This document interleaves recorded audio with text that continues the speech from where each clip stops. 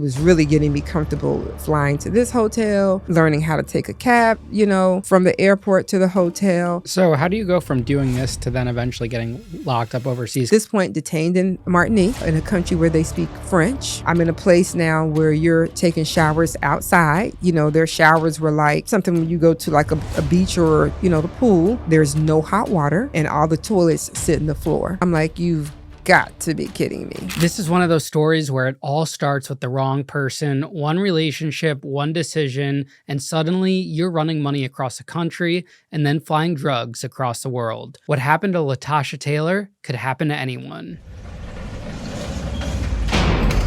LaTascia, welcome to Locked In. Thanks so much for coming on the show today. Thank you for having me. Yeah, it's a pleasure. Yes. Thanks to Pastor Mark and his wife for connecting us. Yes. He was a guest of the show a few months ago now, and now we're here. Yes. So big thanks to him, and make sure you guys check out his episode if you haven't already. And did he connect you to me, or did you had already reach out to us? Or he connected me to you all. Definitely watched his interview, and it was awesome. Yeah, he's great. He definitely poured out a lot. You shared a lot.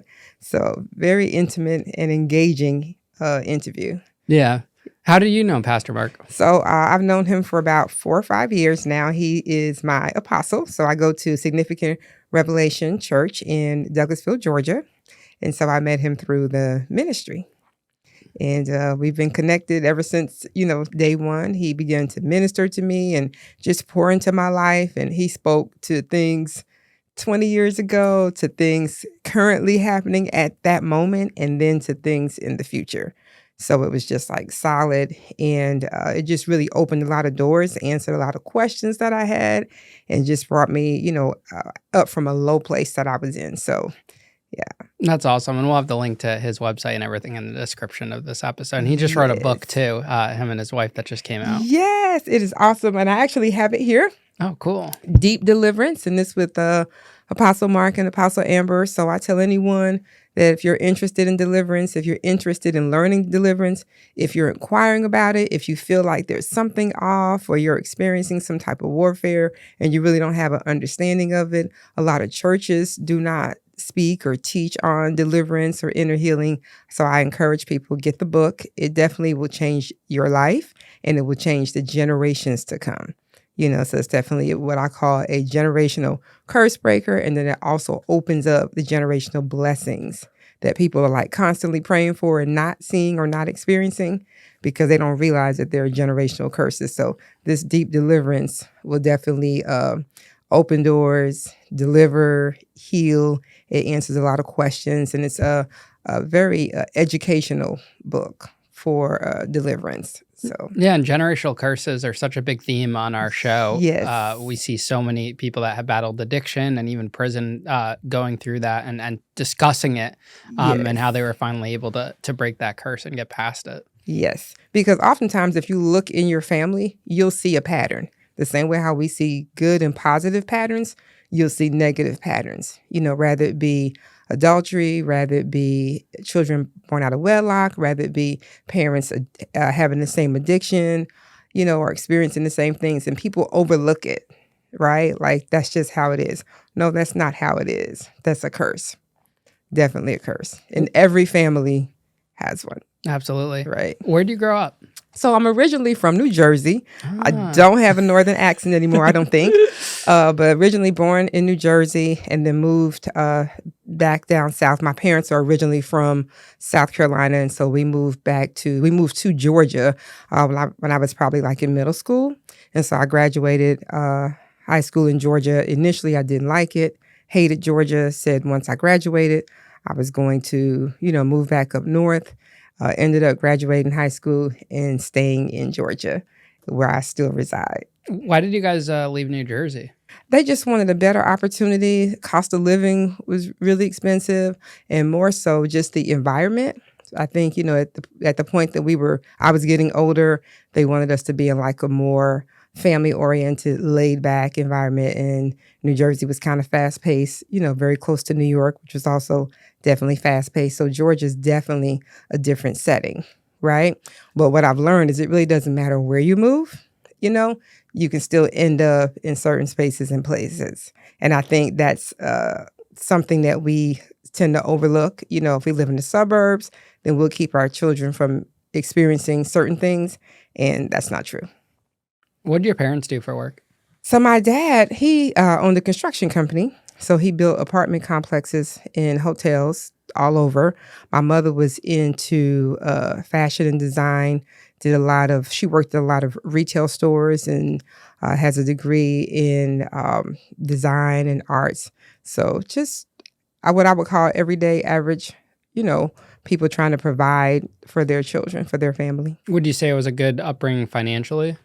Well, financially, we struggled a lot. My parents, separated when I was very young. And it's ironic because both of my parents, even though they weren't together, they still ended up in Georgia, So, but my mom raised myself, and I have a younger brother on that side, and I have another brother on my dad's side. But we definitely struggled a lot financially, growing up, especially, I would say, middle school and high school years. So I had the mindset I would not struggle like that. Which was good and bad, because at that point I didn't know it, but I was literally on the path to making money like an idol, right?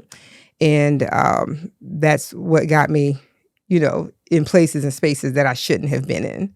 So, how do you think the divorce affected you as a kid? So my parents actually did not get married. They were never married. But I know with my mom and dad separating, when I was very young and him being in and out, it definitely left an impact and opened up the door for rejection. I definitely felt like I was fatherless, because there would be long periods of time where I wouldn't see him or wouldn't speak to him, And once I became of age, most of the time when I dated someone, they would be 10, 15, 20 years older than me. And I realized now I was really just looking to be fathered, And even when I got into trafficking of money and drugs, it came from me being in a long-term relationship with someone that was like 21 years older than me. That was like a father to me, to where, I did what they said, how they said, when they said. And so it definitely played an effect. How would you describe yourself in your teenage years while you're in high school? You know what? So teenage years in high school, I never gave my mom hardly any problems. She would definitely say I was a good child overall growing up, very respectable, very kind. I had my cousins out of New Jersey, so they were the fighters. I would always say I was a lover, not a fighter, didn't use profanity. And I just kind of stayed, under the radar. If I skipped school, nobody would know because I was just kind of cool and laid back. So never a troubled child in that aspect, Definitely, my mom worked very hard to keep us in the, I guess, best area of Georgia or in the suburbs, to make sure that we got a good education, right? Where she definitely could have probably moved into, the projects or some lower income areas to make it easier on her. So I definitely appreciate that now. But growing up, didn't really give my parents any problems. What were some values she instilled in you? Work hard, work hard, be honest, respect yourself, have respect for yourself. And I definitely, tried to do that, definitely family oriented. My grandparents really instilled in me trusting God, and I spent a lot of summers with them, and that's where I really got my foundation from the church and my relationship, with God. So just really believing him no matter what situation or circumstance that you're in, and treating people the way you want to be treated. That was a big thing. What were you thinking about career-wise? Career-wise? So actually, I wanted to be an FBI agent. Me too. I loved Silence of the Lamb, and I wanted to be like Clarice, And so I went to school for a couple different things, in and out. First, I went to school for business management. Then I went to school for criminal law. And I said, okay, I'll be a police officer, for the county that I live in for a couple of years. And then I definitely wanted to go to be an FBI agent, right? And I attended some classes. And I'll never forget, one of the chief police had a conversation with me and said, hey, driving is a privilege, not a necessity, because I had so many speeding tickets. That was my one thing. I love to drive like fast little sports cars, and I would speed and get tickets, and I'd pay it like whatever, speed again, get another ticket, pay it. And they were like, you cannot be a cop without a license, so you need to slow down. So I said, okay. So yeah. So you never ended up getting into the So police department? no, I did not get into law enforcement. I actually went in the opposite direction, unfortunately. So no. So do you end up graduating college, or? So nope, I did not complete college because I kept changing my major, right? And so I just started working in hospitality. I got into working in hospitality and worked for, various hotels in Atlanta, and just grew, worked my way up the ladder or the chain, so to speak, in that, and enjoyed that for a while. How long did that go on for? I think I did that for about 4 years. I did hospitality for about 4 years. Looking back on it now, do you regret not pursuing law enforcement? I know you couldn't in that area, but maybe somewhere else, or? You know what? A part of me regrets it, but I would not be who I am today. However, I think if I did pursue it, then I could probably help some people along the way. But based on my thought process and where I was, I'm not even sure if I would have been a good agent or an honest agent, because even though morals were instilled in me, I wasn't in that space and place at that time. So I don't think anything is by accident. I feel like the classes that I took, the people that I met, and the experiences that I had helped shape who I am today. So I do have a lot of respect for law enforcement. I do have a lot of respect for people that, work in that area, in that field. I understand a lot of, behind the scene things. So. Why do you think that was? Like, why did you have that mentality back then? Like that kind of like you were ready to cross that line if given the opportunity? You know what? I think it came from just being able to defend myself, being able to fight for myself, or not being a pushover, or not letting people, take advantage of me. I think it was something inside that, was trying to hide the rejection, and the abandonment, right? And so it's almost like you're on the edge, but what is really driving you to the edge, And so I think the root of that was just abandonment and rejection, and just trying to use the bad girl or wild side image as a cover up, when that really was never who I was, Who did you feel abandoned by the most? Was it your father? Definitely my father. Definitely my father. Definitely a heavy spirit of rejection there. He did very well at one period in his life, and I felt like he and his wife and my siblings on that side were living a great life, while we were over here like suffering, So I was like, okay, I won't wait on a man for anything. I'll just go out there and get it on my own, by any means necessary, that type of attitude. And just really fighting for a level of independence. This episode is sponsored by Blue Chew. Fellas, listen, there are moments in life where you want to make an entrance, not just walk into the room. I'm talking arrive.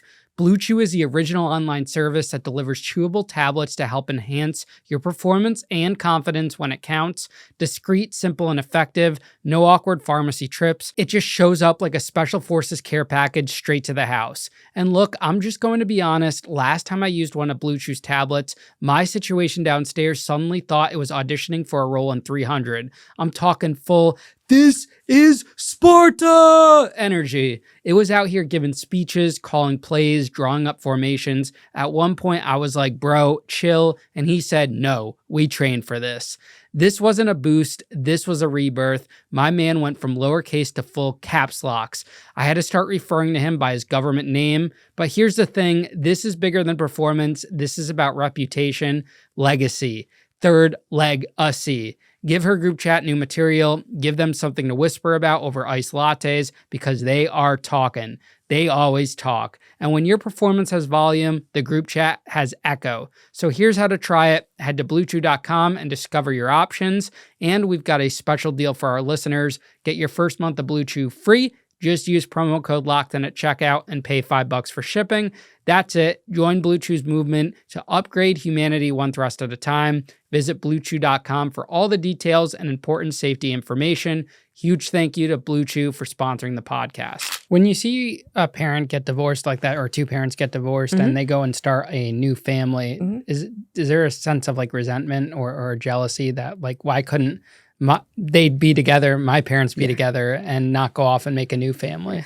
You know what? So I think I never had a sense of why couldn't my parents be together at that point, but there was definitely a spirit of jealousy. It does create a spirit of jealousy. And I think sometimes the parents don't realize that they're doing it. I don't think that it's always intentional.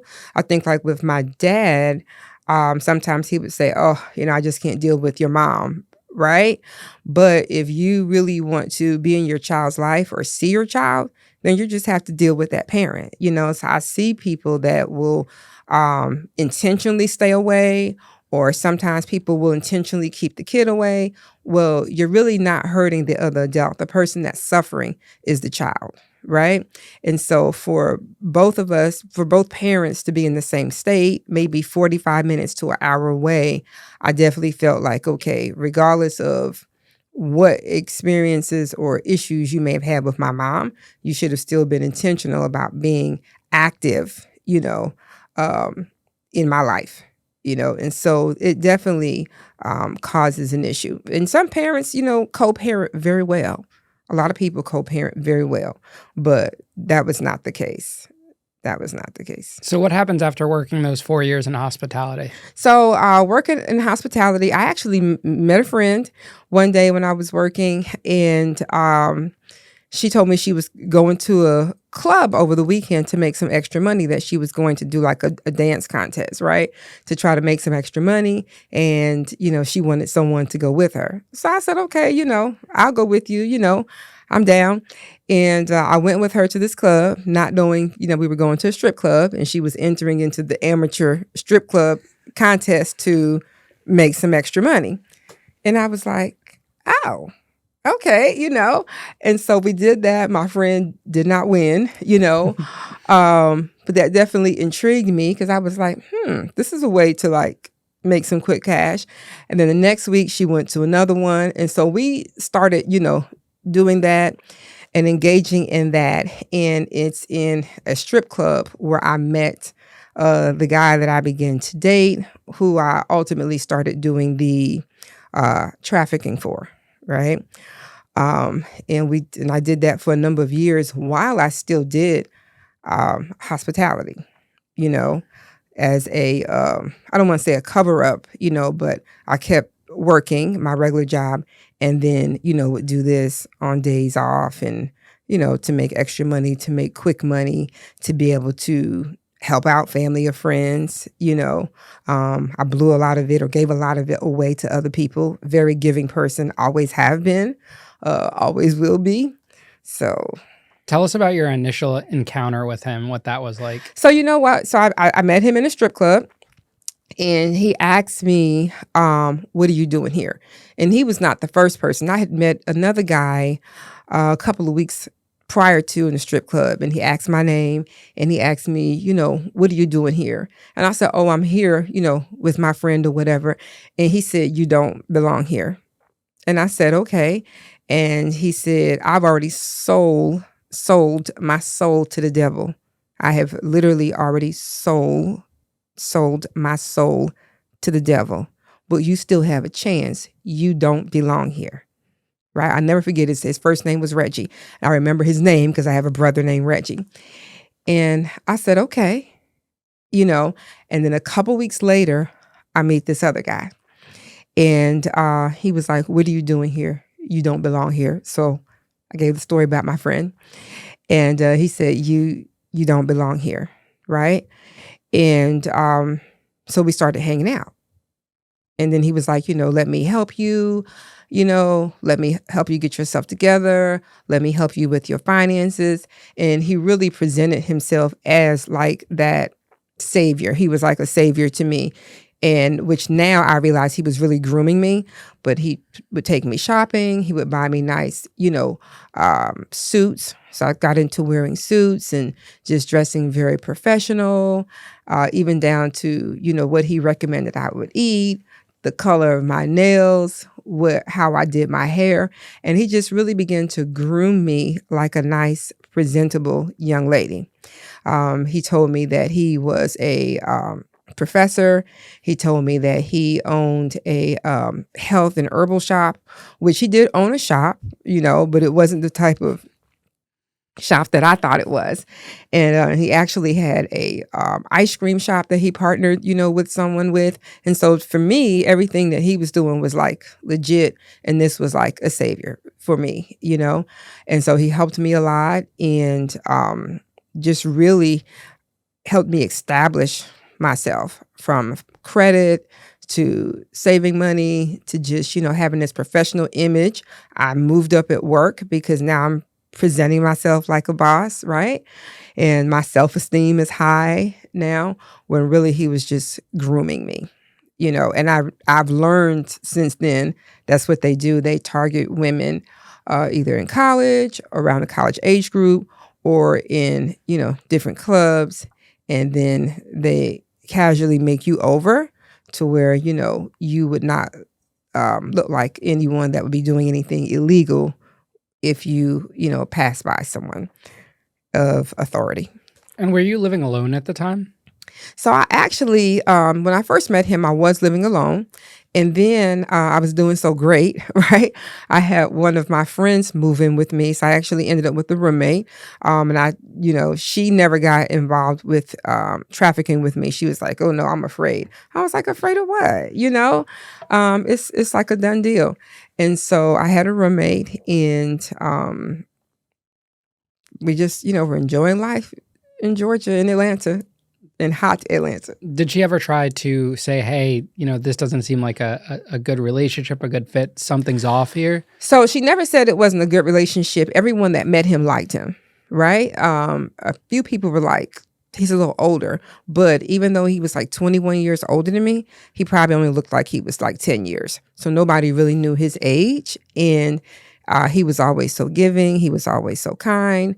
So, we thought he was great. My friends thought he was great. My parents, my mom met him once and she was like, I think he's a little older, but that was about it. And my dad, I don't know that he ever met him, but he did know that I was dating someone older. And I remember him saying, a guy 20 years older does not have anything in common with you. They only want one thing. And I was like, oh no, that's not true. We have a lot in common. And I like named all the things that we had in common. And my dad was like, so he did try to warn me in that regard. Like, no, y'all don't have anything in common, And I said, no, he's not like that. He's not like that. But yeah. Do you wish you listened to your dad now? I wish I listened to my dad. But of course, my attitude was like, he's doing all the things that you didn't do. So you can't tell me nothing. Right? That was my attitude. I wish I would have, when I was abroad, I, wish at that point I had never gone with my friend to that club, So when you just look at how the devil was so strategic about lining things up, because my friend got me to where we were hanging out at these clubs, but she stopped going, So it's almost like when someone gives you your first drink or your first hit of a drug, and then this person gets hooked, but then that person doesn't, right? So she's the one that introduced me to that and opened me up to that, and then she checked out. So, yeah. How far into you and his relationship did he introduce something to you? It was probably, I would say, a good 6 months.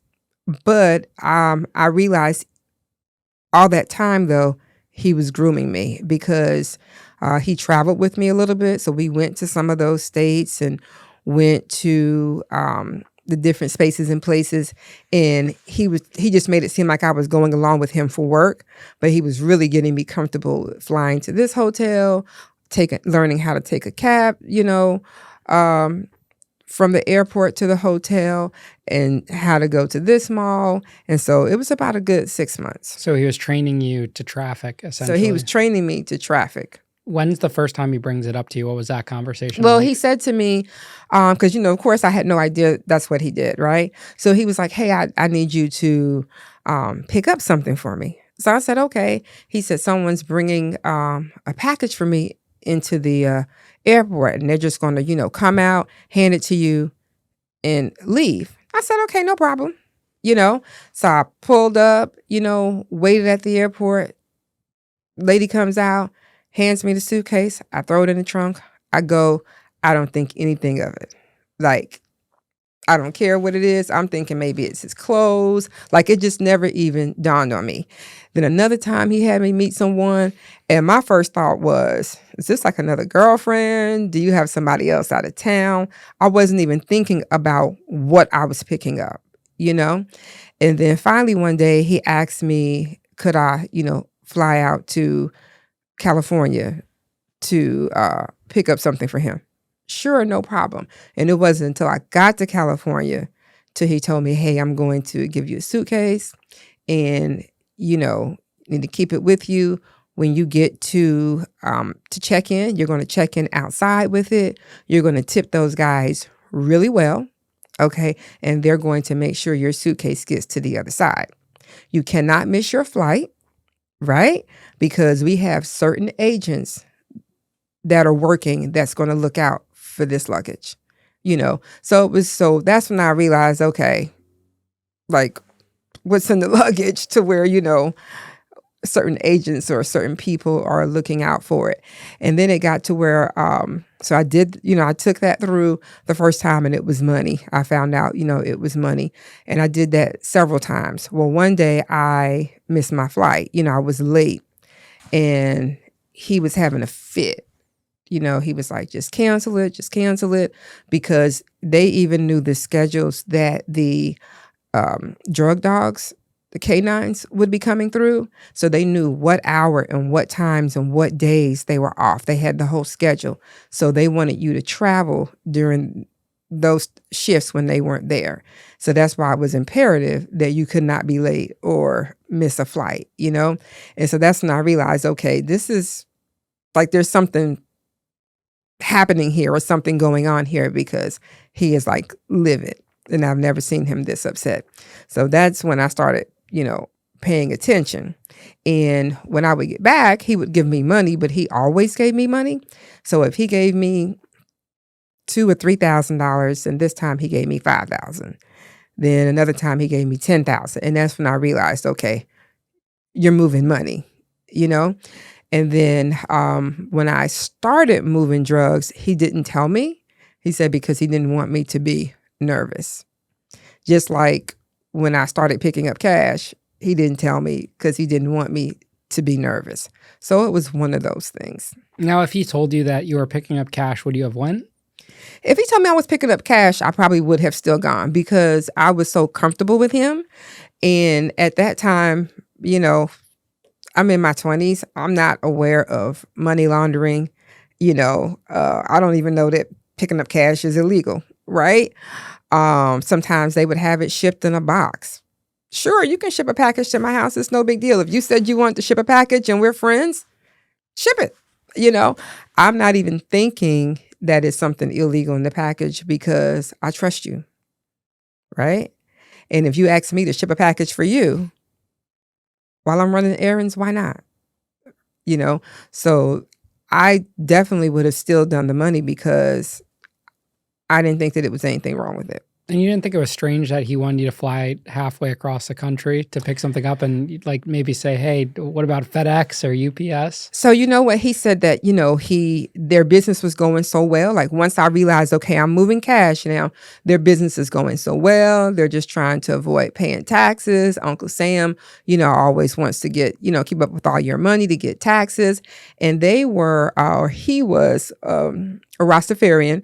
So they were really big on their culture and not dealing with, Uncle Sam, and not, paying taxes and taking care of their community. So if this shop over here made X amount of dollars and we needed to move this money to this shop, and you're going to pay me and we don't have to pay Uncle Sam, why not? Right? That's how naive and how gullible I was at that time. It was like, well, why not? I guess on the onset, it makes sense because they don't want to use the banks or whatnot. So it's a plausible excuse. Right. Like we don't want to pay taxes, So I was like, okay, I understand that. Like I get that part, and so that made sense to me. But as things escalated, then I realized, okay, these are not just ice cream shops. These are not just your everyday herbal shops, right? There's more happening here, and then that's when we got into, okay, it's hemp. And I remember I did a research paper on hemp, and I was like, okay, wait a minute. I know what hemp is, So it was one of those things where once I realized what I was into, because of who I was dealing with and the level of trust I had for them and how much they shared with me to confirm that I would not have an issue, I would not get caught, I was not in any type of danger, I just became more comfortable with it. And, after you do something a couple times, the enemy will make you think you're good, you're safe, we got you, right? Your bills are paid. If your mom needs something, you got it. Your brothers need something, you got it. You can give to the church, right? Because you got it. You got it. And even looking back, if somebody needed to borrow money and I gave them money in all fives or all tens, nobody questioned it. And I said, they probably thought I was stripping, but nobody questioned it. I feel like now where I'm at in my life, if someone brought me money like that, I would say, okay, well, why is it all fives or why is it all tens? Nobody ever questioned it. Tell us about the first time you realized you were trafficking drugs. So the first time I realized I was trafficking drugs, I was in California, and I took a friend. I got one of my friends. I convinced one of my friends to go because he was like, you need to try and, get some friends that can help work with us and make some money. And I convinced one of my friends to go, and we decided we would get our hair done while we were out there. And we got these wild hairstyles. And when he picked us up, he like flipped, like he lost it. And I was like, it's hair. And we spent like $400 or $500. We're in California. We're just living the life. And he's like, but you can't look like that and travel. I'm like, look like what? He said like that. And he was just very upset. So we stayed an extra day and we got our hair done again to take out what we did because we had to have this image. And then that's when I realized, okay, we're not just moving money. And my friend was like, I think we're moving more than money. And, he was like, okay, at this point, you're moving marijuana. So we had these massive black suitcases with locks. And they just had marijuana that was packed, coming from California down to Georgia and to Florida, South Carolina, whatever other states they would, take it to once we got it here. So I was like, okay. So even then, that first time I think I was upset, but I realized I was already doing it and thought I was still moving money, and I was actually moving drugs at that point, But once again, they've convinced me you can't get caught. We know the airline stewardess. We know what pilots are flying. We know when, the drug dogs are there. We've got this schedule like locked down.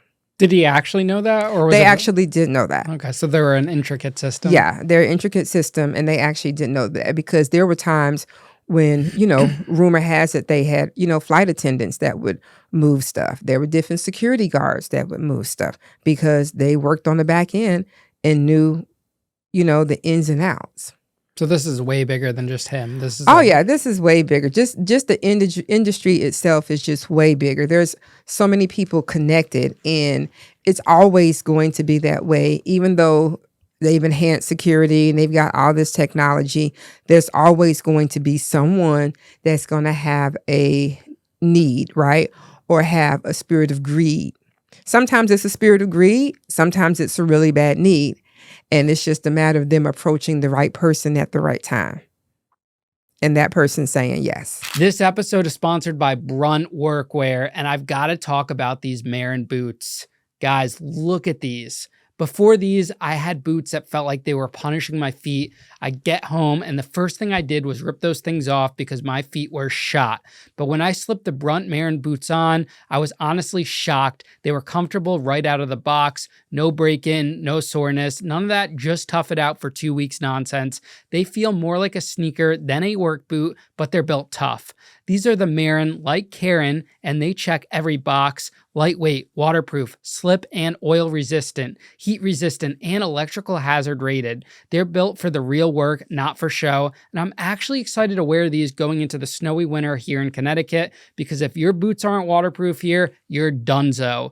Puddles, slush, ice. These are going to keep my feet dry and actually comfortable all day. That's huge. Plus, Brunt lets you try the boots on the job and everything ships free. So there's literally no risk. And if you got a hardworking guy in your life, or you are that guy, these make a real gift, especially with the upcoming holiday season.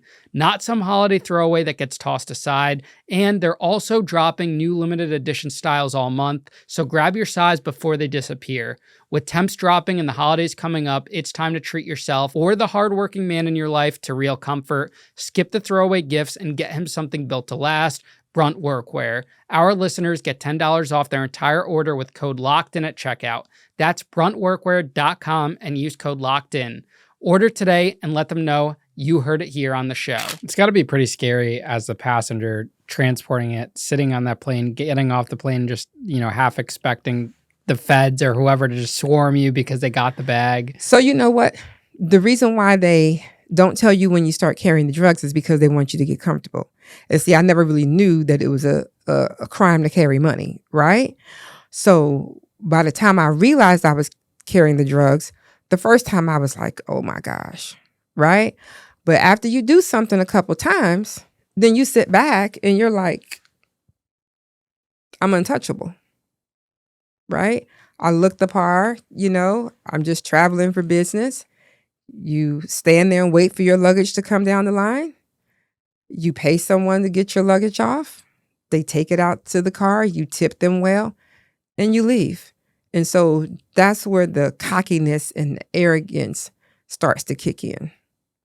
And you think, we've got this locked down. How much did he pay you per trip? And did he pay you more for when you were actually doing the drugs rather than the money? So he probably got over on me because sometimes they would say it was money and it could have been drugs. Sometimes I think it was drugs and it could have been money. So it got to where you didn't really know what you were carrying, right? And it would just depend on where I was going. Sometimes it was $5,000. Sometimes it was $10,000. So for me, that was huge because it would take me 5 or 6 months to make that kind of money, or 3 months working 2 jobs to make that kind of money. So that was like really big money to somebody in their 20s. I could make that in 3 days. Go to California today, come back in 3 days, and I've got that kind of money.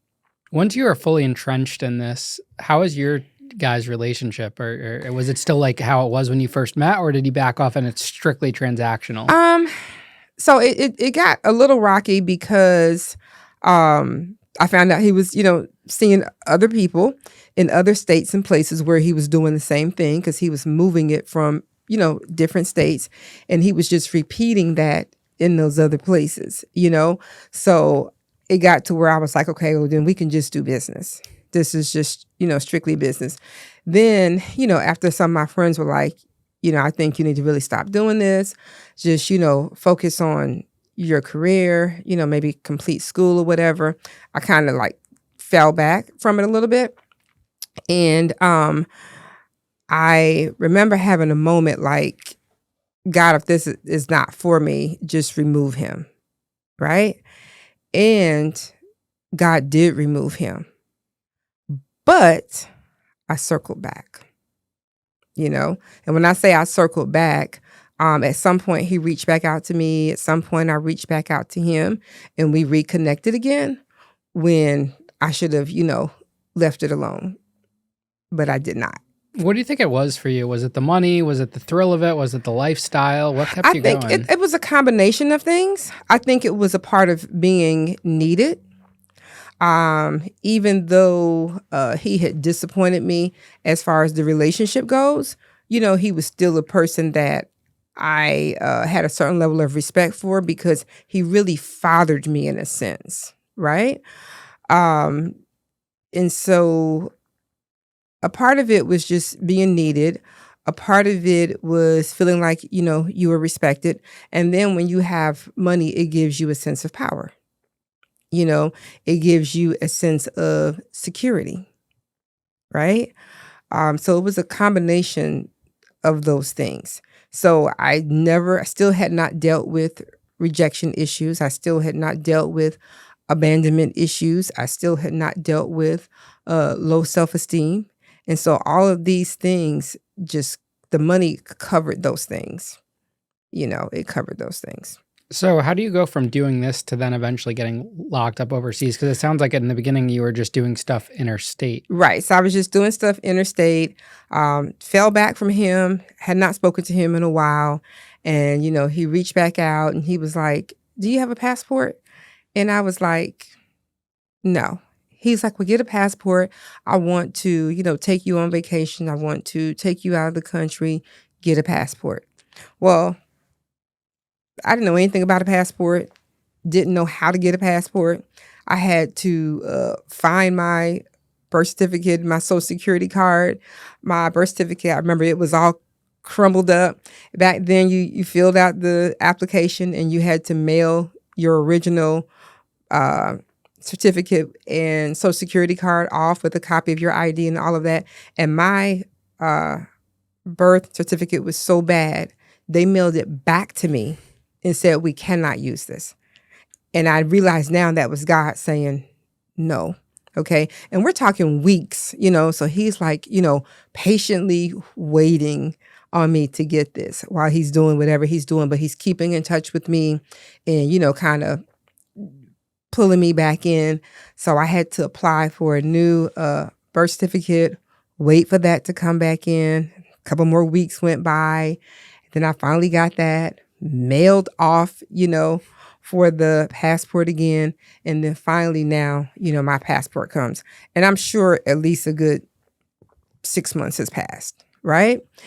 And he was like, "I'd like to, go on vacation with you, take you out of the country, et cetera, et cetera, et cetera." So we book a trip to St. Lucia. He ends up not coming, right? So he does not come, and I end up in St. Lucia with another group of ladies, not knowing that they were there for the same thing that I was there for, which was trafficking. And at that point, we were not trafficking marijuana or money. We were trafficking liquid cocaine. And of course, I didn't know that, So I'm in St. Lucia. I'm supposed to be there I think 4 days. I end up being there 7 days. And, he's having somebody else explain to me that he wants me to, bring this package, right? Okay, so now I'm used to getting whatever package and coming back home. Well, they want this package to go to England. So I have traveled from Atlanta, Georgia to St. Lucia. I'm on this island. And then I'm supposed to be getting this package from this island and traveling to England. I'm like, are you crazy? But now I'm here and it's like I'm stuck, because I had a one-way ticket there. Didn't realize that. So it was things like that where it's like, how could I be so naive or so stupid, right? So we get ready to go and they give me these little juice boxes. It's like dozens of these. Have you seen like the little kids have like the little high C juice boxes of like apple juice or different little juices? And so they're giving me cases of those to take along with like different fruits and stuff. Like I'm going to go visit somebody in England with these cases. And they said, you don't have to worry about the dogs or security or anything because of what it's lined with. A dog can pass you and it won't smell it. And sure enough, when I was in the airport, a dog passed me and never marked. Did not smell it, right? So I go from this little plane in St. Lucia, and then I fly over to Martinique. And then we go from Martinique, and I'm heading to England. It's supposed to be a straight flight. So I go through customs in St. Lucia. I go through customs in Martinique, no problem. I get on this flight, and I'm headed to England. Okay. In the midst of it, they come across the air. They're speaking French. I don't know what they're saying, but they are stopping this flight. So they didn't turn the flight around. They land the flight like in another island, right? So we land in this island, and they're looking for this African-American woman with a bow. I had a bow. I was dressed, very nice, professional, with my hair pulled up with a bow. And they had all of us get off the plane, and we get off the plane, and then they asked me to step out. And then that's when I realized they stopped the plane for me. Okay. So back in Martinique, they had stopped someone else that had those same containers. And from my understanding, some days prior to that, somebody else had stopped someone with those same containers. So this woman that was traveling was somebody that had gotten arrested before for drug trafficking. And her record, I guess, was in the system. So they were like, oh, we need to check her. And they checked her. And they said, well, we just let somebody else through with these same containers, which is what made them literally stop this plane. Wow. So they remembered that they saw those containers. The customs guys remember a girl just got on the plane heading to England with these same containers. And they called and they stopped that plane. Now, did he have you transport drugs from the U.S. to St. Lucia or no? No. So you were there on vacation? Right. And, because they're making all the liquid cocaine is made in those warm climate countries. And he had ties to get it all, that he wanted it in England? Yes. So this was like a really big worldwide type operation. Yeah. Now, you didn't think it was a red flag at all that he didn't come on the trip for the vacation, like you were going by yourself? So once I realized he wasn't coming, he goes, oh, I'll meet you there. And then I realized he was not meeting me there. At that point, it was a red flag. Okay. I realized it was never about us having a vacation. It was about him getting me to do this. So I was like, you know what? I'll do this and I'm done. Like, I'm done. I'm never doing this again. And I'm never talking to him again, because at that moment, I felt like this is bad. Like something's going to go wrong here. It was not a good feeling. Do you think a lot of your actions were based on the love you had for him? Absolutely, because initially I was like definitely in love with him. Definitely, in my mind was like, one day I'll marry him. One day I'll have kids with him. I didn't want to do it then, but in the future, I was like, I'll definitely marry him and have, kids. I remember we had a conversation because he actually got someone pregnant, and he was like, well, I asked you to have children and you were like, no. And I was like, yeah, I'm in my 20s. I'm not having kids right now, but I thought that we would get, married later on and have kids later on. He was like, do you know how old I am? Like, how much time do you think I have? So definitely was head over heels in love with him, because he like really took care of me, and he really taught me a lot, about finances. He taught me a lot just about, how to provide for yourself and how to take care of yourself, and, just what I felt like, how to act like a young lady. Right. So definitely. So there was nothing that he could ask me to do that I would not do, which is why I went through all those lengths to get a passport, and which is why I went out of the country thinking he'll be there. Okay, he's not here. When really I should have gotten on a plane and came back home. But because it was him, I was like, I'll do it. So they pull you off the plane. What happens? So they pull me off the plane, and they want to start going through my things. And they're like, do you know what this is? Where'd you get this from? And I was like, oh, I just got it so I can take it, to family in England. Who's your family in England? What's their name? What's the address? So of course I didn't have like any of that information. Who did you get this from? I don't have any of the information of who I got it from, right? Because I don't know these people. Things are just being passed to me. And so, and I remember that night, while they were talking to me, they were trying to like interrogate me. I kept falling asleep. And so they were like, she must be on some drugs, so when she goes to the bathroom, we need to watch her and see if she's passing anything or whatever. I wasn't on drugs. I think just from the shock of it, my body was shutting down. So I couldn't even stay awake for the interrogation, so I think the fear was making me go to sleep. So they put me in a cell, and that was my first time, ever being in a cell or whatever.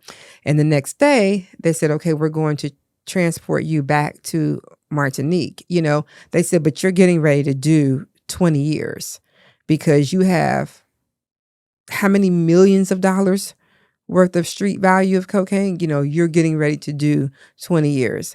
And I was like, I'm not getting ready to do 20 years. I'm thinking to myself, they don't know who I am, and who I know. Like, I am not getting ready to do 20 years, right? So they transport me back to Martinique. And that's when I encountered the other Americans that they stopped in the airport. And that's when, I get to go in front of the judge. And in the meantime, my family's looking for me because I'm not responding, they can't find me or whatever. And I'll never forget, I had a conversation with the judge, and she said to me, how do you feel about breaking up homes, destroying marriages, killing people's mothers and fathers and children? How do you feel? I was like, I don't do drugs. I don't even smoke. Like, I don't smoke. I don't drink. I don't do drugs. I didn't put a gun to anyone's head. So what do you mean? How do I feel? I don't feel any kind of way because I don't have any control over that. So I am not responsible for anyone's home, being broken up or anyone dying or having any issues. If they're taking drugs, it's because of them. So she said, oh, really? She said, okay, well, I'm going to let you sit and think on that. And maybe the next time I see you again, you'll have a better response for me.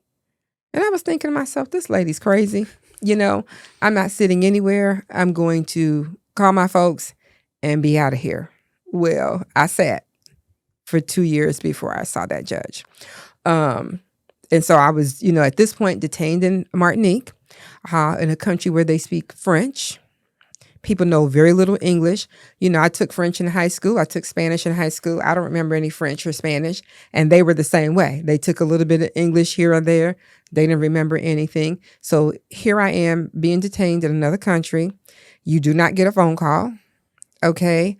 They're like, when a missionary comes to see you, you can ask them for some paper and, see if they'll mail your family a letter or something. The food is completely different. I'm in a place now where you're taking showers outside. Their showers were like that, something when you go to like a beach or, the pool, there's no hot water, and all the toilets sit in the floor. I'm like, you've got to be kidding me. Right? I was like, I'm an American and y'all need to let me go. No, you're an American and you brought drugs into our country. You're going to sit for 20 years. How do you even use the bathroom when it's on the floor like that? Right. Do you have to squat? You have to squat. And so I was literally like sitting on the floor because I was like, I don't even know how to squat, Is it a dirt floor or is it concrete? It's concrete, but the toilet is like down in the floor, I was like, what in the world? I'm like, how do I shower? You shower outside. They have a little shower and it's outside so everyone can see you shower. And do they give you uniforms or are you stuck with the clothes you were there with? You are stuck with the clothes that you have on or clothes. Like I think I wore the same clothes for like a week. They have missionaries that come in from the church and they would donate or bring you clothes until your family can bring you, something. Of course, the food was completely different. It was like an egg for breakfast, an egg for dinner, salad. I mean, I lost probably 95 pounds Was while the I was there. was the food good, like good quality, or It was, now looking back, it was probably healthy, okay? but I was like, we eat eggs for breakfast, we eat eggs for dinner, we eat rice. They ate their heaviest meal during lunch, but it was still food that, the inmates cooked. Of course, I was on the women's side and they had a men's side and the men cooked the food. So I was like, I don't want anything that men are cooking in jail. I'm just not eating.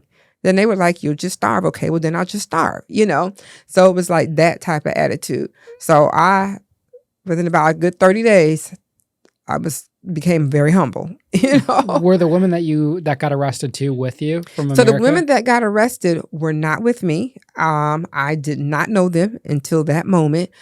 But it kind of helped me because they were from New York. I was, out of Atlanta. And of course, they put us, all together. So they just felt like we were all from New York. The women in the prison were a little bit afraid of us because they looked at New Yorkers as being crazy. I think they thought that we were all, from the movie like New Jack City. That was what they would compare us to, right? There's a character in that movie named Tasha. My name is Tasha. So they were like, oh, she's just like the person in the movie. And I'm like, no, but whatever. Also, Power has Tasha too. Yes. I was like, oh my goodness, these characters, right? And so they definitely just like lumped us all together. Initially, I did not want to be included with them, but they were the ones that spoke English that I could relate to. And that's when I realized they were the ones that was with the other lady that had been arrested prior to. And I'm like, you're the reason why we're arrested. You're the reason why they caught on or went the extra mile to look and see what you had. And I was the youngest person there. Most of the people in there were in their 30s and 40s. They were there for unlifing people with, I don't know if we can say this word, voodoo. And that's when I really learned and got a clear understanding of praying for things seen and unseen, because they operated heavy in witchcraft. I just heard about witchcraft from friends that were Haitian or Jamaican, but I had never experienced any witchcraft. I didn't know about witchcraft. Well, they told me all you got to do is take a bath in milk. It's going to make you white and the judge is going to release you. I was like, okay, how do I take a bath in milk? I took a bath in milk thinking I would be white and the judge would be blinded and say that I was pure and clean and innocent and release me. Well, that did not work for me. Okay. But it worked for other people that were guilty. They would do all different types of things and it worked. There was a lady that was having a conversation with someone where she needed some money. They went and dug up a person's, head from a cemetery and buried it to this other space and place and got this money. So they were doing all kinds of things that I just heard of or we just saw movies of. No, it was happening. Like I was in the midst of it and I was like, what in the world? So at that point, I realized you may need to ask for a Bible because it's a whole nother ball game going on here. And it's not even about them thinking you're this big bad person from New York. These people do witchcraft and voodoo and kill you in your sleep. That's the type of activity that they had going on. How old are you at that point? I was 24. And what year was this? This was 1994. Oh, okay, so this is before 9/11 and TSA, right. And this is way different time period. Right. Yes. And so things have changed, but there's always someone. There's always, no matter how tight your system is, there's still always someone. So if they didn't give you a phone call, couldn't hypothetically no one ever figure out that you're over there? So let me tell you how they found me. So my mom started calling my roommate at the time and she's like, hey, where is she? Where is she? Where is she? Right? And she's like, I don't know. So she starts calling the boyfriend. And his name is actually Ian. And she started calling the boyfriend, like, where is she? And he was like, I don't know. It's like she never made it with the package. She never made it to England. I don't know. We're trying to call around. We can't get any information. She said, well, you need to say something to her mom because this girl's mom is looking for her because now we're like 2 weeks in, right? So my mother finally calls my dad and says, hey, this girl's missing. She went out of the country, supposed to be with some guy. He didn't go again. I think she got caught up with some people. They don't know if I was dead, alive, or what, right? Because it's like I just literally disappeared off of the face of the earth. Whenever you wrote a letter, it took 2 weeks, for a letter to get to the States. So now you're talking like a month, right? So my dad had a brother that worked for the CIA. So my dad called that brother, and that brother was like, let me see if I can find her in the system. And lo and behold, my passport pops up as being scanned in Martinique. And so they reach out to the American embassy there, and the American embassy confirms that, yes, I have been detained there, and they send someone from the American embassy to see me and confirm, yes, I just saw her. She has been detained. This is what's happening. And was the embassy able to give you like clothes and So the anything like embassy, he gave me like, I think an outfit. I think he gave me like some sneakers. I never forget I had some All-Star sneakers, He gave me a Bible, he gave me paper, pencils. He gave me stamps, envelopes. So they gave me things like that. So a guy from the American embassy would come and see me, every couple of weeks, just to check on me, to make sure, I was being treated fairly, and to report, back to my family. How are the guards there? The guards, they were a little rude. They felt like Americans thought they were better than, we were better than them. And we did come in with that attitude. At least I know I did, right? Because I didn't think I was going to be there. I was like, y'all can't detain me. I'm an American, And so we did come in with an edge. And so they gave us that same energy, They were not physically abusive, but they were verbally abusive. And you have people screaming at you in a language that you don't know. And they're like, learn the language, figure it out. Well, how can I figure it out? Do y'all have a class here? Well, there's no class, So we finally found there was another prisoner in there that knew some English, and she was trying to teach us some French if we would help her with her English, just so that we could try to communicate, So that was the most frustrating thing, is, you're just sitting there, all day. You get 1 hour to walk outside, and you're just there. No attorney, no phone calls, no nothing. It's not, like the American system at all. Eventually, my dad did secure an attorney through the American embassy for me, and she actually came from France, So she flew over, and that's how I had some representation there. And she was like, I spoke to the judge, and she said she asked you a question, and this was your response. Did you really say that? And I said, well, yeah, because I said, she didn't ask me about what I was doing. She asked me about the effects of it. Like I was responsible for that, So that just kind of went left field. And so, yeah. And do they make you work there, or is it... So they make the men work. They do not make the women work because there's nothing for the women to do. We had to clean, we had to clean that. They call it a pod. So we had to clean that pod that we were in, the entire time. So we did have to do that. But as far as like physical work, no. But the men did go out throughout and work, and I think they even left out sometimes and worked on the island because it was an actual island that we were on. But no. The bathrooms that were in the ground, did it have plumbing or no plumbing?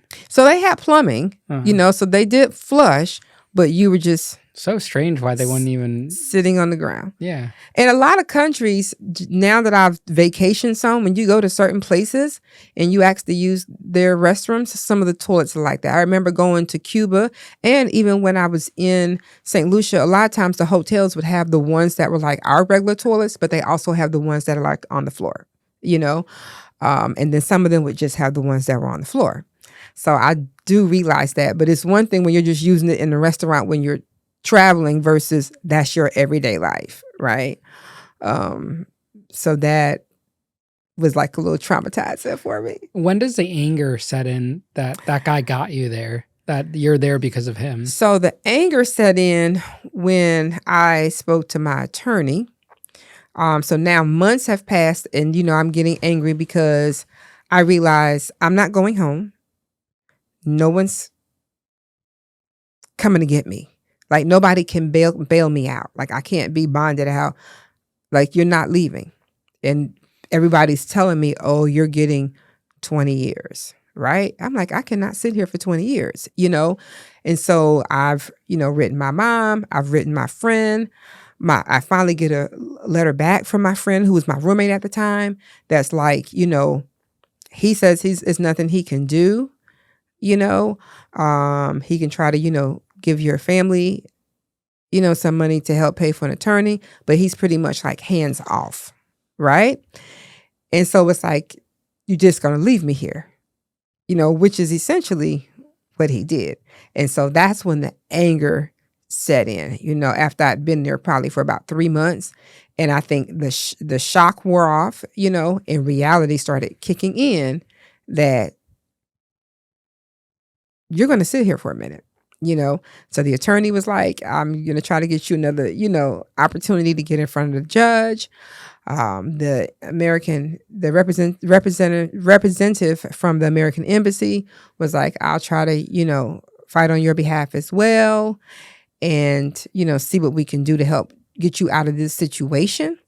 But, they do not like foreigners coming over to their country and, bringing these things in their country. So my defense was, well, this stuff is from their country. So I don't know why they're acting all high and mighty because most of the people here that have money is from drugs. These warm climate countries are the ones that are transporting the drugs to England, to, the United States. So I don't understand how they're so offended. So I was angry, but I was still with an attitude, right? And he was like, it doesn't matter. The point is you're in their country and you came over to their country to do something illegal. Okay. So that's when things started kicking in. You would have thought they would have just had to go to England and have them bust you in England, but you'd probably be worse off if Right. you landed in England. So let me tell you, so God was in this the whole time because had I gone to England, I definitely would have gotten 10, 15, 20 years. 100%. Different people that I ran across over the years that ended up in England definitely got the 10, 15, 20 years. I definitely would not have been out in 2 years. And in England, the prison was somewhat like our system. It was not like the one on the island.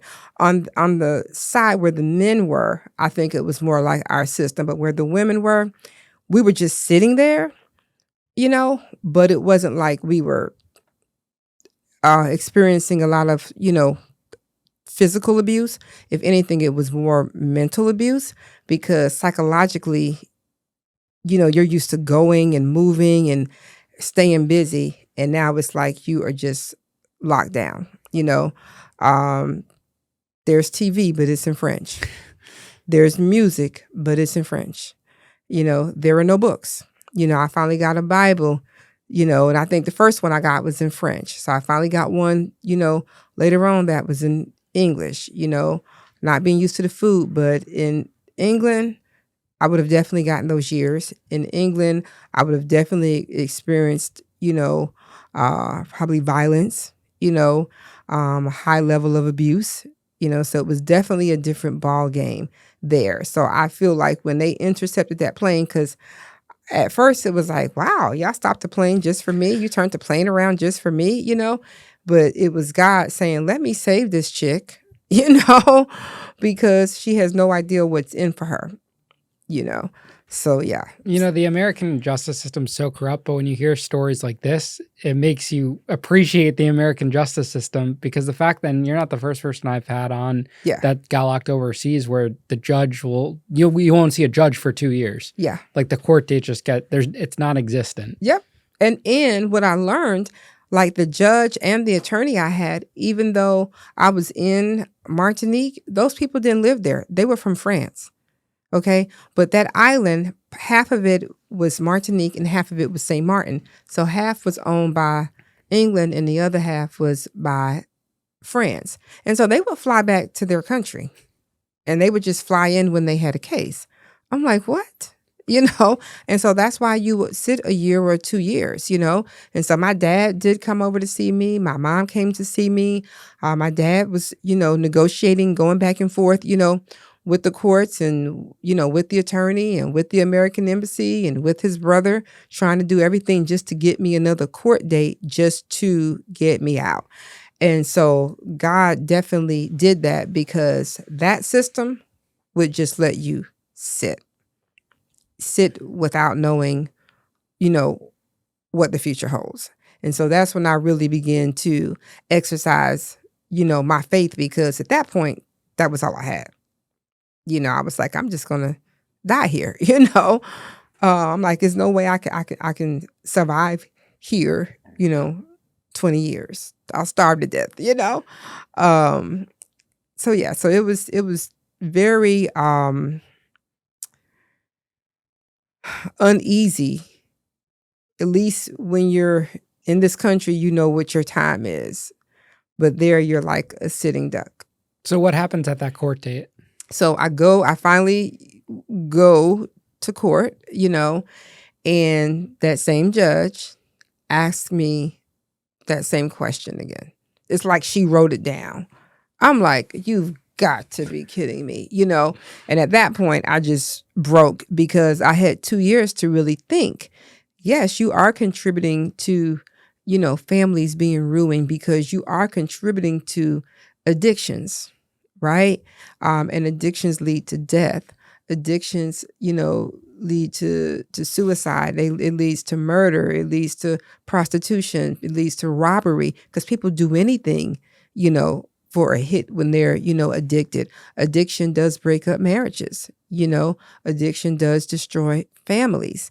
And so during my time of sitting there, you know, and really reestablishing my relationship with God, then I really got to see, you know, that my focus was definitely on just myself, you know, and really I had a high spirit of greed. You know, money was my altar or my God, you know, and that was definitely at the top of my list. And so when she asked that question again, you know, the tears just began to flow, and you know, I apologized. You know, I'm sorry for anyone that's ever, you know, been affected by anything that I've ever done, you know, knowingly or unknowingly, anything that I, you know, any role that I played, you know, in this situation and circumstance and, you know, all of that. And so she was like, okay, you know, and so I was just like, whew. And so even at that moment, though, after I had that moment with her, I still didn't know what her decision was, right? A guard told me they're going to let you go home, but that judge never said anything. Then when I went to court, the other Americans that were there, they never went to court. They never spoke to a judge. It was just me. And it was almost like I represented them. And a part of me wanted to represent them, but then a part of me didn't want to represent them, you know? But when they released me, it's like days later, they also released them, you know? And it was based off of the interaction that my family and my dad and, you know, my mom and the attorney had with that system. Of course, there was a hefty fine that was paid. So you know, the cocky side or arrogant side was like, well, we could have gave you that money, you know, 2 years ago, right? But there was definitely a fine that was paid. It's like you almost like you had to pay for the amount of time that they had to take care of you.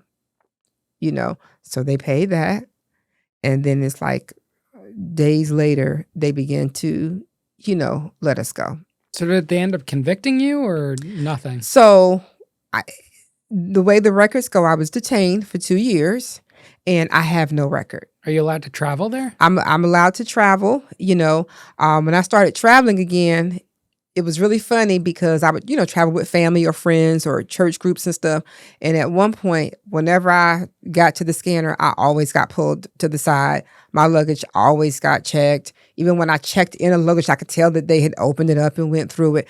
And friends would say, why are they always picking on you? Why are they always checking your stuff? And I would never say anything. I would just sit there like, girl, only if you knew, because at this point I'm in management, I'm in investment, I'm, in ministry, and I just haven't said anything. But my passport, everything is fine. And that's why I said that was God, because there are other people that have traveled in other countries where they've taken their passport. Okay. They cannot get another passport, or they cannot go to a French country, or they, will still have something show up on their record. I've worked with investment groups where I'm bonded and I have no record because they don't just check this country. They check, internationally because of the investors, and there's nothing on my record. And I know that was nothing but the grace of God. I know people that cannot vote because they have that on their record. That was nothing but God. You probably raced to get off that island. Let me tell you, I raced to get off that island, right? And I said I wanted to go back there for ministry purposes. And I haven't actually gone back to Martinique, but I have gone to St. Martin on a cruise.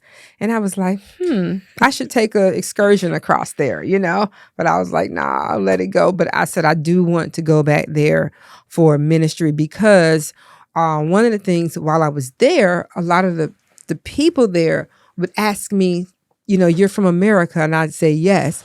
And they would say, can you tell me about the gospel? Because either they would practice voodoo, or either they were into Catholicism.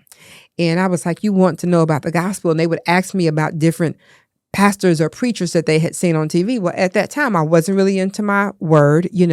I would go to church when I felt like it. And I felt like when I did show up, God and the pastor should be grateful that I came, right? And so that was an opportunity where I could have ministered to people and poured into people. And at that moment, I couldn't because I was so empty and so disconnected. So as time went on, I began to, share different things with them. And I would ask my mom and my family to send different things from those different ministries that I could share with them. But I could tell that they had a hunger for something outside of what they were doing. They knew that it was something outside of what they were doing. And then just based off of how God kept me in that place, they began to see, I want this God that this girl is praying to. I want to look at this Bible the way that she is looking at this Bible, so I do want to go back there and do another level of ministry because it was nothing but prayers that got me out of there in 2 years versus 10 or 20. Is nothing but prayers that kept me where I didn't have any illnesses or anything, because there were no doctors or hospitals or anything like that. It was nothing, but prayers that allowed me to leave out there and not have anything, on my record that would hinder me. I had like one physical altercation while I was there. And, my thing was, I'm a lover, not a fighter. So like, please, I'm trying to get along with everyone. I want to be non-confrontational. Why you want to mess with me? But I knew enough to know, okay, if you have to fight somebody in here, you better make it count, right? So that you don't have to have any more issues. So I am not a fighter. I am not a fighter. However, when I got done that day, I ended up 7 days in solitary confinement. And then the people on the outside, my new nickname was Mike Tyson, So I was like, why Mike Tyson, but what happened is really, I think I was just so fed up. I was just so devastated. I was just so hurt. It's like I snapped. Because I was like, I'm not a street fighter, So I was kind of shocked, like, okay, you got some skills. My cousins always fought for me, but I just snapped that day, and I ended up apologizing to that young lady, later. But I was like, don't roll up on me, you know, because you just made a whole nother side come out, you know. But that's when I also realized there was something else deeper in me that needed to be dealt with too, that was just sitting. You know, we all have that other side um, that is sitting. And it makes me think of when you see people on the news and they have unlifed someone and the neighbors go, well, they were so sweet. I wonder what happened, you know, because it's that instinct that is there, you know, based off of open doors, based off of different generational things that we never deal with, you know. So I knew that that was something that I needed to deal with because that was some anger that, you know, just released that day. But it was nothing but God that kept me because it could have gone another way. She could have taken my life because there were people in there. I never thought I would be sitting down with people that have taken other people's lives with their bare hands. Because, you know, it's like, okay, well, what are you here for? Oh, I was fighting and I stabbed someone in the heart. Well, what are you here for? Oh, you know, my husband was cheating, so I decided to take my daughter's life as well as mine, but I survived and my daughter didn't. I'm like, what? You know, those were the type of people that were in that place.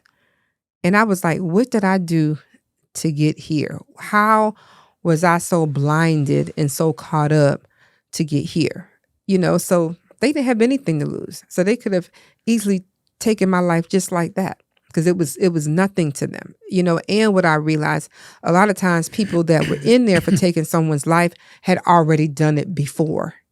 You know, it's just that now they got caught. What was this fight over? What happened? I don't even know. I think it was something that I said that I think offended her, or something that she didn't like. I don't even know what it was about. I can't even remember what it was about. And she was someone that I had considered my friend because she was actually from Amsterdam. So she was one of the people that spoke English. And she too was in there for drug trafficking, you know. So she had come from Suriname and was bringing it from Suriname and ended up there. When she was taking hers, I'm not sure if she was taking hers to Amsterdam or to England, you know, but she was another one of those people. So she was a person that I, you know, could talk to. We spoke the same language. And so I don't know what happened, but for some reason she developed an issue with me, you know. I'm like, I'm the nice one, you know? So I felt like she was picking on me. No, pick on the ones from New York. Roll up on them with that aggression that you want to roll up on me with, you know? So, yeah, it was something so petty, you know? But I was like, well, thank you, Jesus, because that could have been my life, you know? So it was those type of things. And so I just, when I was there, I began to journal every day. So I would write every day. I had CDs sent over to me and I would play, you know, worship music every night. And I would just, you know, walk and just pray. Just walk and just pray. I would fast, you know, a couple times a week and just pray and just really trust and believe that God was going to bring me out. I was like, this is not my portion. You know, there's too much for me to do. And so I, you know, just began to say, Lord, if you deliver me out of this place, I will never, ever, ever, you know, do this again. I will never, ever associate with these people again. I will do what it is you've called me to do and help whoever I can help, you know, turn away from, you know, the lifestyle that I was living, you know, and any type of addiction or stronghold that I had, you know, it was definitely broken in that place, which really spoke of the power of God, because a lot of times people picked up different addictions and habits, you know, and I didn't pick anything up. The things that I came in there with was broken. It was, you know, a lot of it left me, right? But once I got out of there, where I failed is, you know, once you clean a house, you have to fill it back up. If not, the devil will return 7 times greater. And so I didn't have a clear understanding of that. And so I never, ever got back into drugs or never got back into trafficking or, you know, anything of that nature, but I still, got into dating and, out of wedlock and, things like that. But definitely kept my vow to the Lord that I would never do this again if you bring me out of this space and place. The other thing I said was that I would share my testimony so that other people would not end up in this space, end up in this place, because they definitely target young women, between the ages of 18 and 21, 21, 25. You send your kids to college and, or they go to a new state, and they definitely, target them at colleges. They target them at strip clubs. They target them, at the mall.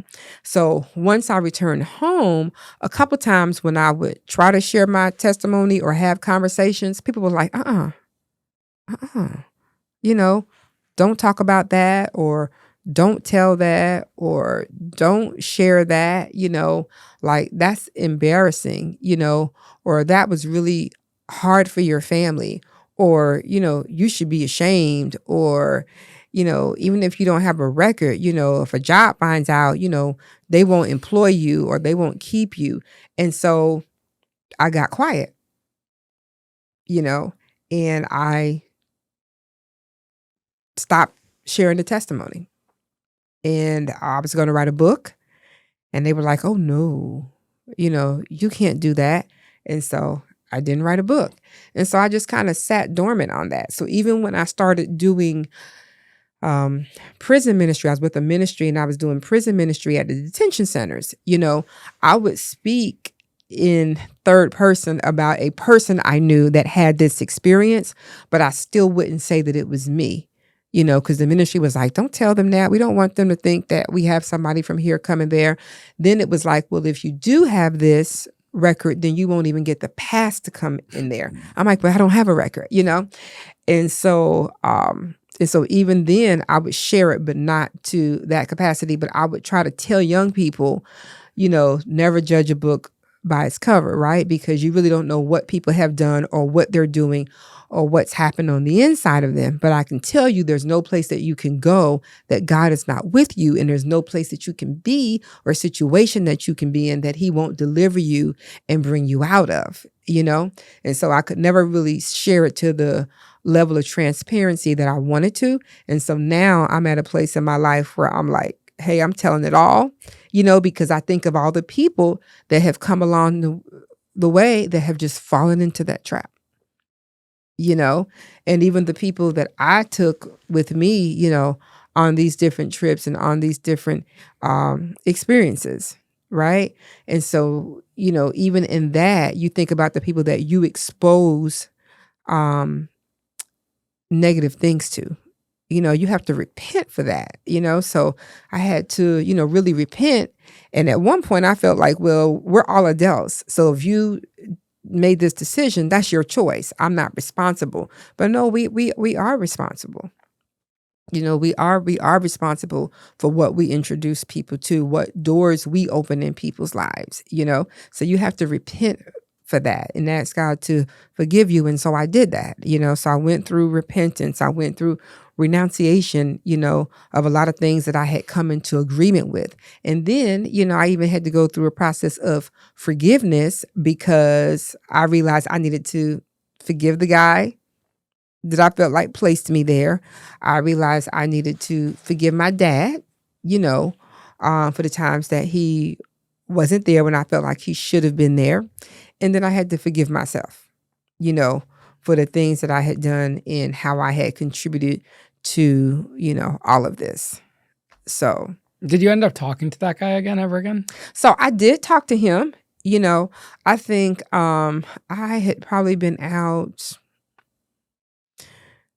maybe a good 3 months, and I tried to reach out and call, and there was no response. And I think like 3 months later, he finally, called back. So I was at home probably a good 6 months before I finally, heard from him. And, he apologized and said, that he realizes he could have and should have done more from a financial aspect, but that, my family was just so upset that they didn't want to communicate. But I was like, you still could have given money to my friend or something. Like, you never sent me anything to cover any legal expenses, to buy food when I was there, like nothing. Like, you know, you didn't look out for me, right? And so he apologized for that, but I knew the truth of the matter is he didn't want any ties to it because he knew that that was really big, and he didn't want anyone to trace it back to what he was doing or notify, you know, the US or anybody here. So it's like he just went ghost, you know. So he apologized, and I saw him like one time. I think I saw him one time, you know, hey, how are you? Good to see you, blah, blah, blah. But I was like, no, you know. And I think at another point he reached out to me to proposition me. And I was like, no way. And he says, well, I just want to see, you know, where your mind was, you know, after 3 years. Well, why would you want to see where my mind was? No, you're trying to see if I'm in a desperate state or, you know, if money is still like my God. And it's not, you know, it's not. So, yeah. What was the hardest adjustment after being overseas in a prison for, you know, 2 years, coming back to the United States? Did it feel like you kind of maybe died and you're reincarnated or you're alive again? And because your belongings are probably gone, friends have moved on financially. I mean, there was no cell phones or anything back then. So bills were probably a lot different, but. So definitely, so if I backtrack to the day that I knew I was going home, a spirit of fear set in, right? Which was like the weirdest thing because you should be happy. You know, you want to leave, you want to get out of here. So why are you afraid? Right? But you're afraid of what's out there. You're afraid of what's changed. You know, you're afraid of what family and friends are going to really say now that they see you in your face. You know, there was just so many negative thoughts and negative emotions that went through my mind that I feel like should not have gone through my mind, you know, but I realize now that it's normal for people after they've been, you know, in the hospital for a long period of time, but especially after they've been like in jail or in prison, or people that are in the military and they've been, you know, out, you know, for some years or whatever. So it was just a very strong sense of fear, you know,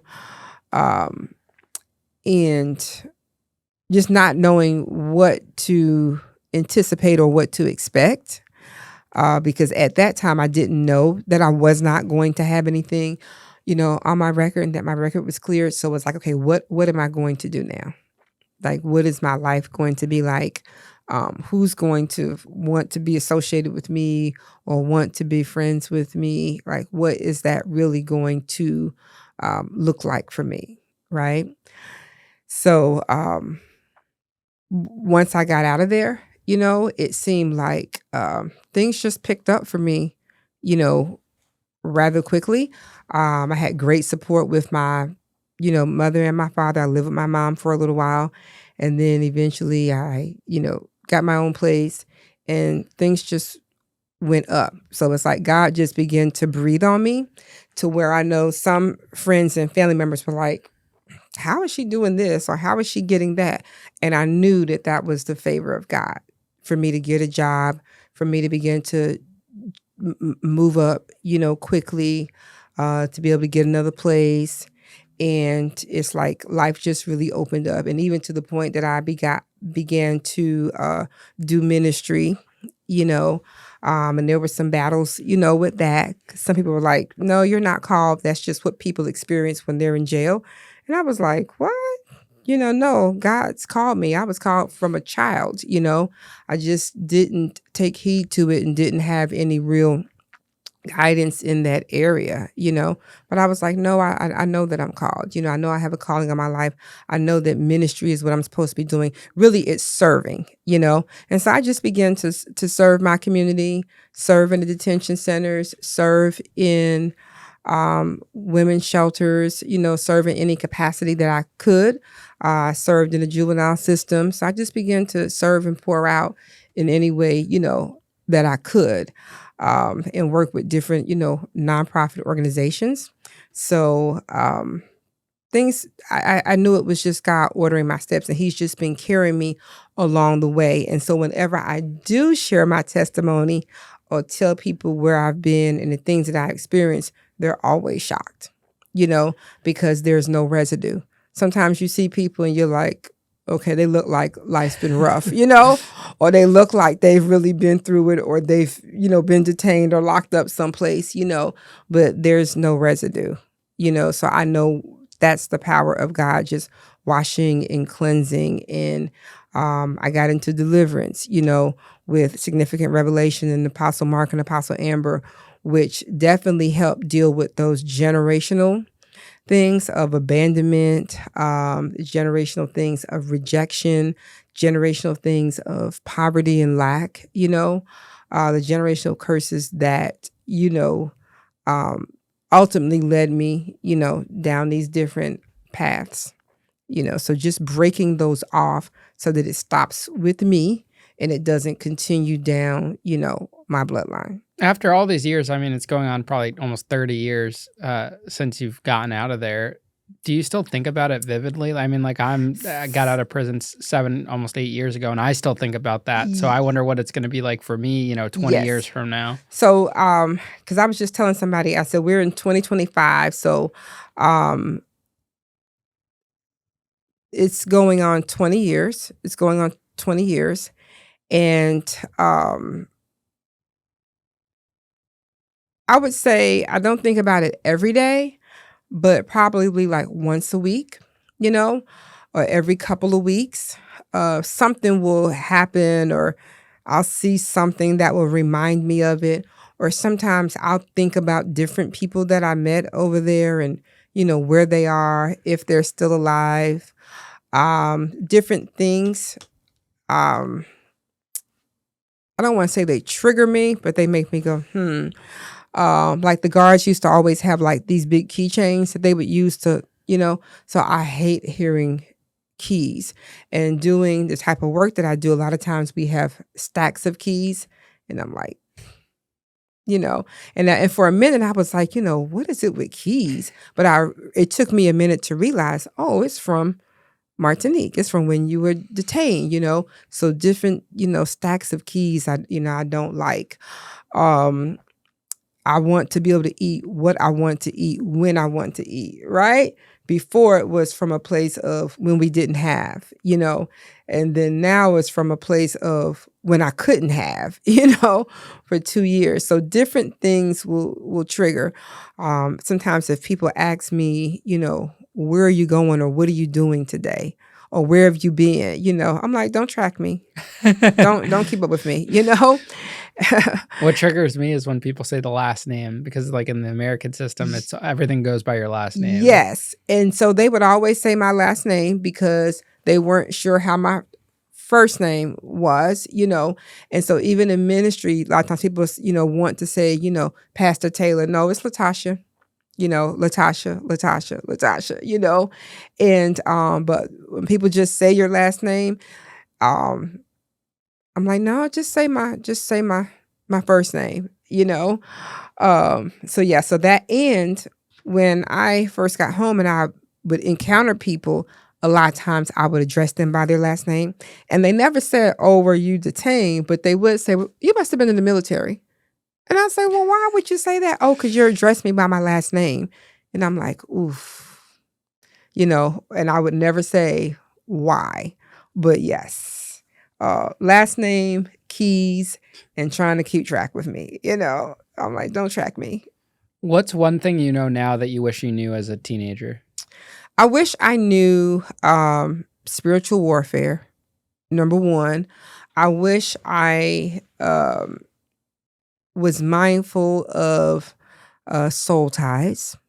In school, they talked about soul ties from a sexual standpoint, but they never talked about soul ties like from your friends, the people that you interact with, how they influence you and how you influence them. We are a spirit having an earthly experience. So whenever you encounter someone, your spirit and their spirit is having some type of exchange, whether it be positive, negative, rather if they're influencing you or you're influencing them, right? And so I don't think we realize oftentimes the level of influence we have on people, or better yet, the level of influence people have on us. So soul ties is something I wish I would have really known, because a lot of the things that I did get into, I was influenced, right? And didn't realize the power that influence carries, from soul ties, just with friends, not even with anyone that I'm intimate with. And then with the people that you're intimate with, it's like on a whole another level. So I really wish somebody spoke to me about soul ties. And then spiritual warfare, because when I look back over the unfortunate things that have happened, I can see where the enemy just strategically lined it up, and we think things just happen, or we think accidents just happen. There's no such thing as an accident. There are no accidents in the Bible, right? When you're born out of wedlock, that's not an accident. Your parents may not have known you were coming, but God did, right? So I think just really teaching spiritual warfare. And when we say that we're praying for things seen and unseen, let's really address what are those unseen things, So my thing is, Lord, I know your will is that I'll never be blindsided. So please give me spiritual eyes to see. Please heighten my sense of discernment so that I know when someone is for me and not for me, or when something's not right. Allow me to acknowledge the Holy Spirit as my helper when he's speaking to me. Because people will say, oh, a little voice told me something, or I heard, no, that's the Holy Spirit trying to tell you, don't go right, go left, don't go out tonight, stay home, don't connect with that person. But just me trying to go support someone else got me into a totally different lifestyle. I was working and life was great for me, but I went to support and be nice to someone else. And then they went on about their business, right? How many times do we see that happen, And then also just dealing with the spirit of rejection, the spirit of abandonment, the spirit of low self-esteem. Because when you encounter people that are not dealing with rejection, when you encounter people that are confident in who they are and whose they are, they walk with a different level of power and authority. So they're not easily influenced. They're not easily persuaded. So I wish that, I knew as a teenager that I mattered and I was enough, regardless of if my parents were together or not, or if my father was there or not, that God is our ultimate father, and just allow him to father me, So the most important thing is having that relationship with Christ. When I was young, my parents and my grandparents took me to church. I began to speak in tongues when I was 9 years old and began to pray and prophesy and received a lot of prophetic words over my life, right? And some of them were warning, and I remember one of them was, her hands are anointed. Anything that she touches will prosper and will be blessed. Her hands are like gold. And so I held on to that, like Joseph with the coat, right?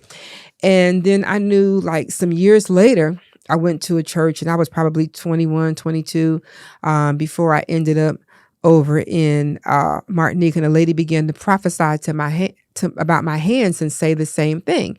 And wherever I worked and whatever I set my hands to do, it would always go well. I would always have favor, So that was the other reason why I felt like if I'm carrying a suitcase, it's good because my hands are blessed. They're favored.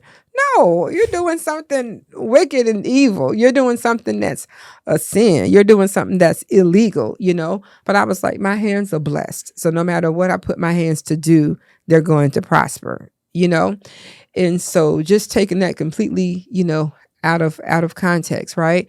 But if I just, was able to hold on to that and really allow God to put my hands to work to do what it is he had called me to do. So it's so much that I could, say or want to say to, a young person. And I try to say to young people. And so one of the things that I've even been challenging myself is speaking to more young people more transparently. I have a daughter that's, 23.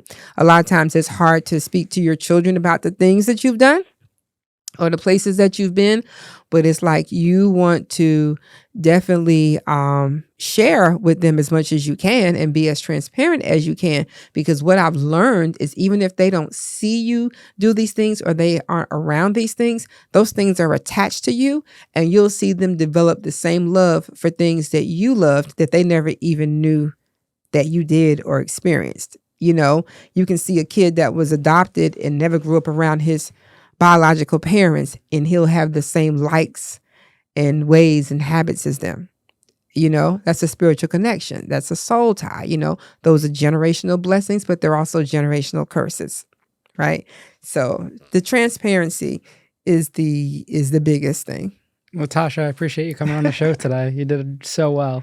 Thank you. I appreciate you having me and just giving me an opportunity to, really share, what God has done for me and where he's brought me from. And because like I said, just growing up, I just never thought those were the spaces and places I would be. You hear about people like that on the news, and I'm like, that's not my life. And so I just, thank God. Yeah, you have an incredible story, and you tell it so well too. Oh, and to think you were a little nervous. Oh my goodness, let me tell you, because it's like I said, it's been 20 years, and I definitely have not, shared it that much. I definitely never shared it on a platform like this. So I thank God for you, because I see on the news and see on social media when people's, young ladies will go disappearing or they come up missing, and you'll hear later on, where they were and what they were doing and what they got involved in. It's like, oh my gosh, if somebody could just tell them, and that's why trafficking has gotten really big now, but that's a part of it. That's a part of it. So yeah. Absolutely. Well, thank you again. Thank you so much for the opportunity to share and to just talk about, what God has done for me and what he's continuing to do. And I'm like ever so grateful, just so grateful. And I just want to, be a blessing to people, so they don't, fall in that same pattern, or if they do find themselves in these spaces and places, knowing that God still loves them, there's still favor on their life. And if he can bring me out of a prison cell in Martinique in a whole nother country, in my right mind, healthy and well, and then reestablish me in this country with nothing, on my record or anything, he can definitely do it for them.